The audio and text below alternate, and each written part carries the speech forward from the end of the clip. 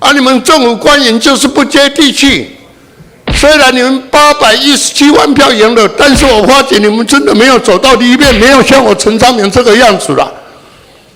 所以我现在要求卫福部整个发动社区的发展协会去推动这样的工作，对你整个疫情的防疫绝对会帮忙很大。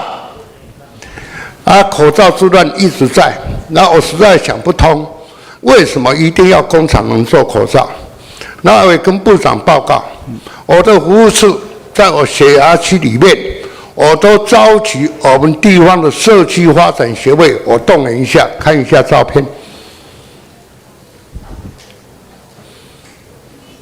这个就是地方社区发展协会在做口罩。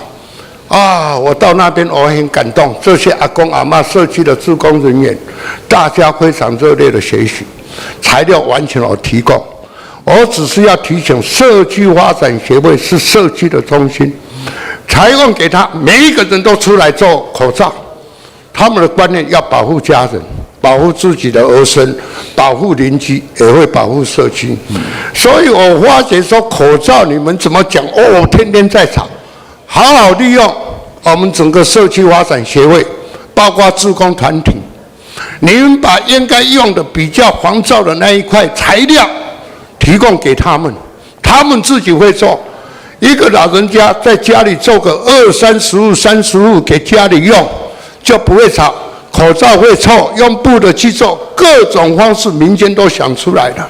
所以我今天啊，这个政府你不要只有在夸大我怎么在做。我跟部长社区发展协会、社区的地方志工，你把它召集一下。那个社区10堆口罩有够的。我希望你这个加强，这是蒙拉减西口，要可加强了那个防疫新冠性肺炎，每一个人有这样观念，在家里推展，在社区推展，我们的防疫工作事先的遏制预防的工作才会做得好。你们都没有注意到这一块。他刚刚播抓光口罩怎么样？啊，其实现在口罩的材料有很多很好，像我拿到的就能防止 H5N1 的那一种材料，而且经过认证的材料出来。比你这把口罩更好，啊！你们政府官员就是不接地气。虽然你们817万票赢了，但是我发觉你们真的没有走到里面，没有像我陈昌明这个样子了。所以我现在要求卫福部整个发动社区的发展协会去推动这样的工作，对你整个疫情的防疫绝对会帮忙很大。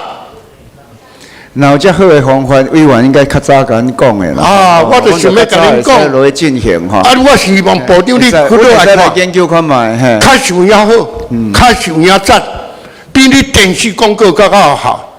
迄阿公阿嬷去做对哦，爱家人怕怎么样了？你要从心理上啊，哎，你不要说这个口罩有没有标准，绝对不亚于你工厂出来的口罩。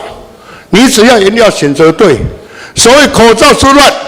拜托部长看一下，总指挥官你去看一下，了解一下，马上发动，这是我救你的办法。这一关就先男子在前面了。